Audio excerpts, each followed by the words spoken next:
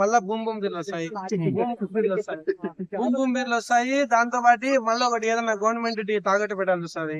Government తాకట్టు పెట్టడంతో పాటు ఇంకా వచ్చేసి ప్రతి ఒక్కటి వస్తు రేట్లు పెరిగిపోతాయి. బస్సు కరెంట్ ఛార్జీలు పెరిగిపోతాయి. ఒక ఫ్రీడమ్ ఆయిల్ 95 రూపాయలు ఉండే ఫ్రీడమ్ ఆయిల్ 150కి వెళ్ళిపోతుంది. మధ్యతరగతి ఒక కూలీ చేసుకునేటానికి ఇవన్నీ ఇబ్బంది పడతాయి. కాబట్టి వీరి నుండి ఏం కొట్లాడుతున్నాయి, జగన్ కంటే బెస్ట్, జగన్ కంటే 100 రూపాయలు బెస్ట్.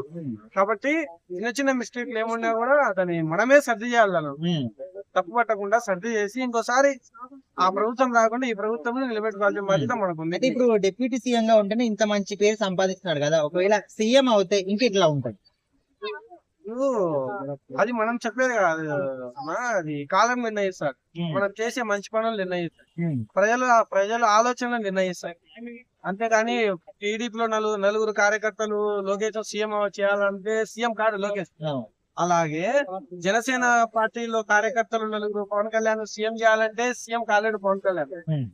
ప్రజాప్రతినిధులు ప్రజల కోసం ఎవరైతే ఆలోచన చేస్తారో వారు ప్రజల ఆలోచనలో ఉంటారు. ఆ ఆలోచనే ఓటు వేసేటప్పుడు ఎవరికి వేయాలో నిర్ణయిస్తారు. జస్ట్ ఎవరు మంచి చేస్తారు, ప్రజల మైండ్ లో ఎవరు ఉంటారు అనేది చూడాలి. అదే 2029 లో సీఎం ఎవరు అనుకుంటారు, నారా లోకేష్ పవన్ కళ్యాణ్? నెక్స్ట్ 2029 చంద్రన్ అన్నాడు కదా, నెక్స్ట్ రిటైర్మెంట్ అవుతుంది, ఏజ్ అయిపోతుంది, దాని తర్వాత సీఎం ఇద్దరిట్లో ఎవరు అనుకుంటారు మీరు? నేను చెప్పేది ఉంది పవన్ కళ్యాణ్. ఎందుకంటే చూస్తున్నాం ఆయన ఎలా వివరిస్తున్నాడో చూస్తున్నాం. ఆయన కూటమిలో ఆయన డిప్యూటీ సీఎం కాకముందు కనీసం ఆయన ఎమ్మెల్యే గెలిచకముందు ఆయన భాష, ఆయన పదజాలం ఎలా ఉండేది, ఇప్పుడు డిప్యూటీ సీఎం అయ్యాక ఆయన ఎలా మాట్లాడుతున్నారు, ఏ విధంగా మాట్లాడుతున్నారు. సీట్లు వచ్చి మీరే సీఎం కావాలంటే